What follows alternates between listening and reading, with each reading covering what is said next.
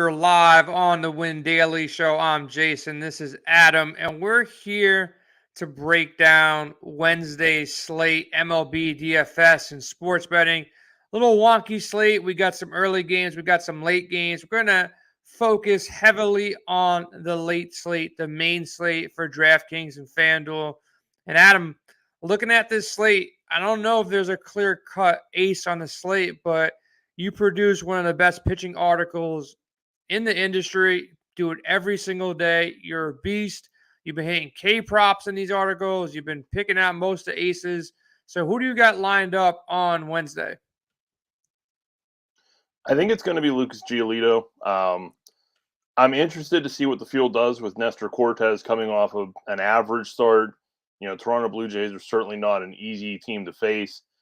And with Giolito, it's kind of been hard to get a handle on him so far because he leaves his very first start of the season with an injury. He comes back, he Ks 9 guys in under 80 pitches. His next start, he goes up to 99, gets 7 Ks, gives up 3 earned runs, gets touched up a little bit. There's some stuff in his profile that you can tell he only has 3 starts and only 14 and a third innings so far, because some of it doesn't make sense. But the bottom line here is he's still striking hitters out at just a ridiculous rate. And honestly, that's what we face the most. Yeah, I think Giolito's in a good spot. Vegas does not have a current lineup as far as the over-under goes, so I'm a little bit worried. You got to check the weather and specifically check the wind, because that's what Vegas is worried about. So when you wake up mid-afternoon, late afternoon, see what the wind is, see what the over-under is. If there is a high over-under, it doesn't mean you can't pitch Giolito, but maybe temper some expectations and possibly pivot. Dude, I missed out on Cortez. I'll be honest, man. I didn't pitch him anytime when he's blowing teams up for 10, 11 Ks and having these miracle runs. And then I started him last week, and I had a great lineup with Cortez. Still cash, but I needed that true Cortez game to really rock out. So I think people are going to fade him here, coming off somewhat of a down start. Then he gets to face the Blue Jays. Still, there's some K upside here, but, there's better spots. I'm not going there. One guy that I'm going to mention for the late slate, though, is our guy Dylan Bundy. He's going against Baltimore. You can attack Baltimore with starting pitching. Look, Bundy hasn't been great. He hasn't been terrible. 19 Ks, 2.95 ERA in about 21 innings here. So he's striking out K per inning. He's got upside 23 on, against Boston, 20 against the White Sox, 10 versus Tampa Bay, 18 versus Seattle. I would have to say Baltimore is the worst lineup out of all those 4s. And Baltimore moved their fences back in left field. Yeah. The fence is heavier now, so it's not the park we're used to. So I kind of like Dylan Bundy as a value play. What do you think? SP2, 8,300 on DraftKings. I do like Bundy as well. And I think the key is not only the Camden stuff that you talked about. Not only does Baltimore strike out at a top 10 rate against righty pitching, but with Bundy, he needs righty hitters in the lineup. And I say that because his K rate to the right side is 29.3%. And that's almost solely because of his slider. He's thrown 67 sliders so far this season. 66 have been against righty hitting. And that pitch is generating most of his swings and misses with a whiff rate over 42%. So the Orioles lineup is projected to have 2 to 3 lefties in it. As long as that holds true and it's not, kind of lefty heavy or 4, lefties. And that's kind of why I was a little bit hesitant against the Rays.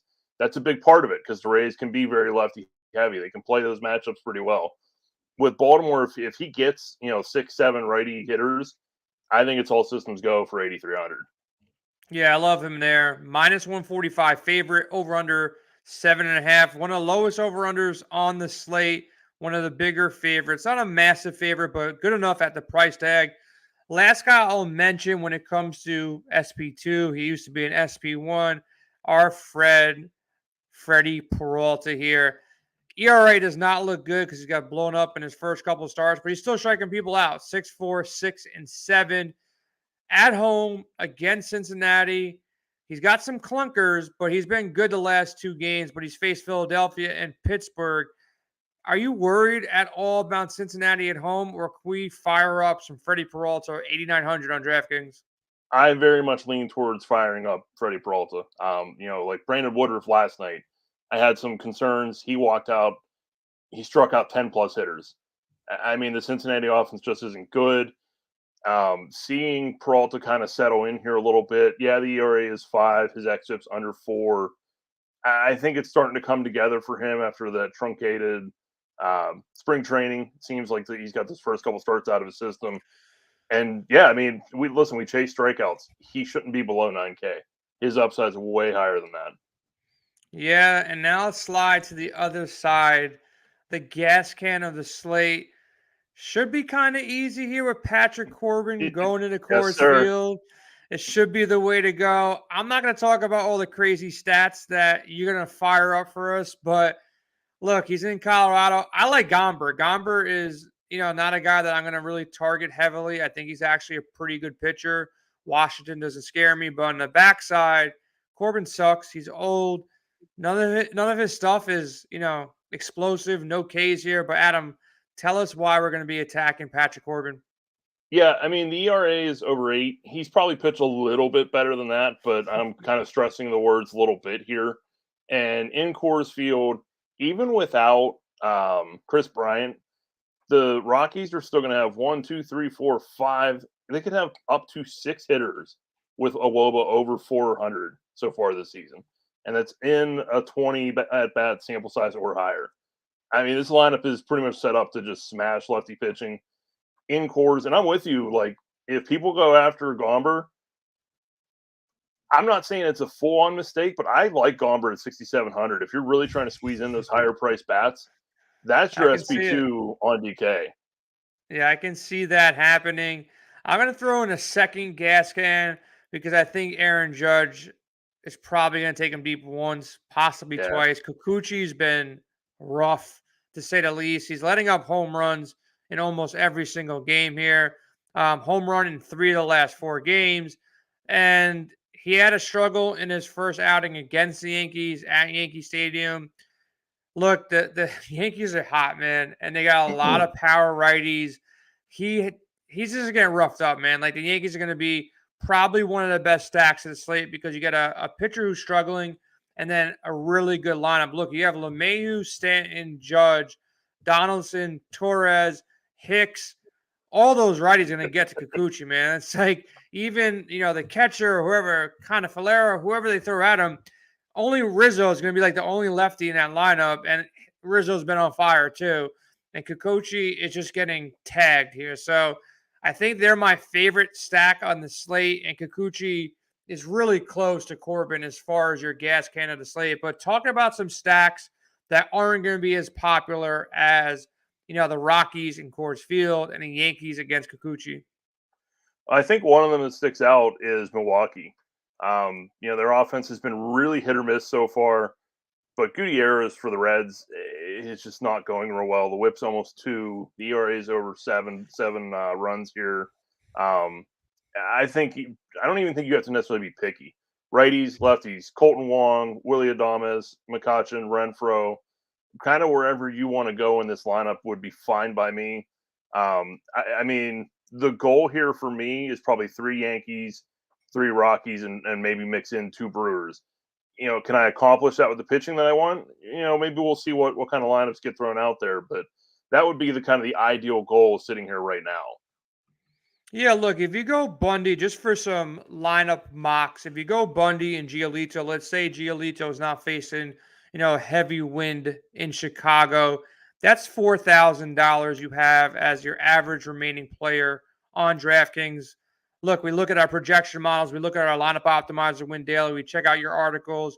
That's a nice little, cash, squad as far as your SB1, SB2 up on DraftKings. Now, if you're looking at stacks and I just filter out the Yankees and I filter out, Colorado here and see what bats we want to target. Like I said, you got the catcher position where, you can maybe go I'm not even going to try to say his last name, man. You can try to pronounce it. But you got the Yankees catcher, Kyle. Let's call him Kyle for the show. I don't want to butcher his last name. Cron and Rizzo are expensive. LeMahieu and Torres are affordable. So you can go Torres at 3,600 at second base. You can go LeMahieu or Donaldson at third base at 4,600. And let's see how. Yeah, Judge is expensive, 5,900, but I think he's almost like a must play. Not a lock by any means, but you can go Judge, Stanton, and Hicks. If you do that and you go a Torres, LeMahieu, Judge, Stanton, Hicks stack with Dylan Bundy and Giolito, you got average remaining of 3,300 for your catcher, first base, and shortstop. You can definitely find a $2,000 catcher, and you can definitely slide in, maybe one Coors bat or maybe two Coors bat if you, move around some pieces, at first base or shortstop, because pretty sure Iglesias he's only 4,300. Yeah. So yeah, you can do it. You're not going to be able to get two Colorado bats with that heavy, stack of the Yankees here, but you can probably get, if you want to come down off Giolito, you can definitely get the full stack. There's some pitchers that we mentioned here, but speak about some other fantasy value on the slate that you like right now. Well, yeah, we don't really have to go far from what we're talking about, because I'm hoping that he gets in this lineup is Tim LeCastro from the Yankees. Joey Gallo has sat for 3 straight games now. I mean, you talk about Kikuchi getting rocked. It's a 441 WOBA to the righties. It's a 24% walk rate. It's an 8.12 FIP. Like, if LeCastro gets on base, he can steal a base. I'm not looking for him to necessarily hit a home run, because the odds of that probably pretty low. But with Kikuchi walking almost 25% of the righties he's facing, all I need for LeCastro is just to get on base, man. Get on base, steal me a bag, score a run. That's almost 10 right there. If you get that from 2,100, you're perfectly happy. And it's almost a home run as it is. Look at this, man. There is a way, if you play LeCastro, you can get in Iglesias and Elias Diaz, who's not a cheap catcher. He's 4,700. Then you only need a 2,400 first baseman to slide in there, and you can go ahead and have your 5-2-1 stack with Rockies and Yankees. So there's ways to get there. Now, Adam, I know not all your props out as of yet, and you've been killing props on strikeout props. What are you looking to target on Wednesday slate as far as pitching or possible games that you like to bet on for Wednesday slate? Early, late, anything out there? So the K props that I'll be looking at, I'm hoping to get Giolito. I'd hope for 6.5. It'll probably be 7.5. We need to see what kind of odds they're giving us, what lineup gets rolled out. And then Freddie Peralta should be about 6.5. Probably about -110, maybe -115. I'll take that. And then Dylan Bundy should be around 4.5, 5.5, somewhere in that neighborhood. As long as the righties, cooperate for Baltimore, those are probably the 3 on my list already to check as soon as they come up. And big shout out to you, man. But just make sure, like, next time, I don't want any special service, but you put it up in the MLB research tab in our expert chat on our Discord. Make sure you hop in there if you're not in there already. You put up a K prop on Monday for Pablo Lopez at 5.5. You did it at 10:40 in the morning. I guess I was busy. I was running around, whatever. I don't see it till like 2 o'clock, 3 o'clock. When I see it, I get like super excited. I'm like, this is an effing mistake. Like, there's no way it's 5.5. I thought you had a typo, but I run over like the degenerate I am, try to go bet it, and it's at 6.5 at like -130. You got it at 5.5 at plus money. So I still didn't believe you at that point until you sent me the screenshot. I'm like, shit, it's all on me. I missed it. You texted it. So just do me a favor, send me a DM tomorrow if you see any K props up. But 2 bets I kind of like. I'm not on it 100%, and it's not me loving the Mets, even though I do love the Mets. McGill's been really good. The Mets have been good. They won 2, on Tuesday in a doubleheader. -135 against Ian Anderson. I want to see the lineup just in case the Mets rest some people after the doubleheader. But if that's a real Mets lineup that comes out on Wednesday morning, it's a 110 game. I will be betting the Mets at -135. Yeah. And I want to get your thoughts on the Cardinals. They came out hot. They slowed down a little bit, but Wainwright versus Chris Bubik, or however you pronounce this dude's name, kind of like Wainwright at -140. What's your thoughts on the Cardinals? Minus 140, I'd be hitting that right now. Okay. Bubic is a lefty. The Cardinals lineup is kind of built more to face lefties, and Bubic has not been real good so far. I know Wainwright's kind of struggled a little bit, especially for fantasy purposes, but that's not necessarily surprising because he's not the biggest strikeout guy, and his price kind of got out of control based on one start against the Pirates at the start of the season. Minus 140 seems pretty generous for that pitching matchup. Yeah, and last one I'll throw out there, the streak has to end sometime. Yankees, Cortez versus Kikuchi. We like Cortez. Not to really start him in this matchup, but we like him better than Kikuchi. Yankees are winning pretty much every single day of the week. I think 9, 10, 11, whatever they're up to right now. Minus 130, they got the better pitcher, hotter bats, healthier lineup right now. I think that's also a play that we want to look at. We'll definitely put the play in our expert chat if we're going to go ahead and bet it. On top of that, make sure you hit the like and subscribe button. We're doing this for free to help everybody out. It really helps out when you hit the like and subscribe. Leave us a comment if you have any questions. Make sure you hop in our Discord channel. Adam, do everybody a favor, on Wednesday too. Make your pitching article for free so everybody can kind of check it out there. It's a tough slate.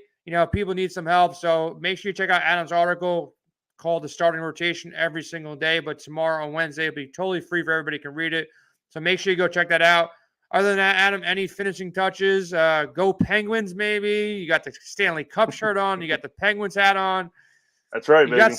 You got something to root for right now, man, with those Pirates. And I don't know what NBA team do you follow out in Pittsburgh? It's kind of tough because we don't really get many games. So I definitely bought League Pass for part of the season. My Nuggets are done. I don't really have like a team that I'm kind of hitching the wagon to. I just want to see good games at this point. You know what I was thinking? Like when I was watching Luka kind of try to will his way to win that game. Is there a way that Luka and Joker can get on a team together? Like there's all these teams that like they force their hands. Can those two guys get on the team together? Because it would be kind of ridiculous. Because I feel bad for both of them because they're both by themselves. But what are we gonna do to get these guys on the same team for a couple of years? I mean, Jokic would probably have to ask his way out of Denver, which at this point is kind of tough to see. Jokic doesn't complain ever. Like even neither of these guys complain. Yeah, they just do their thing, man. Like Jokic was like, "Hey, I respect everybody. Thanks for the awesome season. I'm going to go to Siberia and ride horses until like October, and then I'll be back." Like he's just that kind of dude, which is really cool. Like that's part of the reason I like him. He's very dramaless, but past one of them kind of forcing that hand, and at least as a contract are set up now, it almost has to be Jokic to get to Dallas because Denver still has Jamal Murray and Michael Porter. I mean, I guess you get something for Murray, you get off the contract there. Nobody's taking Michael Porter right now. So it would probably have to be Jokic to Dallas, and I don't necessarily foresee that happening. Yeah, wishful thinking, man. But enjoy the NBA games. Hopefully the Penguins take it down and make a nice little run for the playoffs for you. We'll be back tomorrow, of course. Hit that like and subscribe button. If you have any questions, hit us up in our expert chat, and we'll be hopefully cashing in on a Tuesday, a Wednesday, and a Thursday this week. Got some big slates coming up. So good luck to everybody. Talk to you guys soon.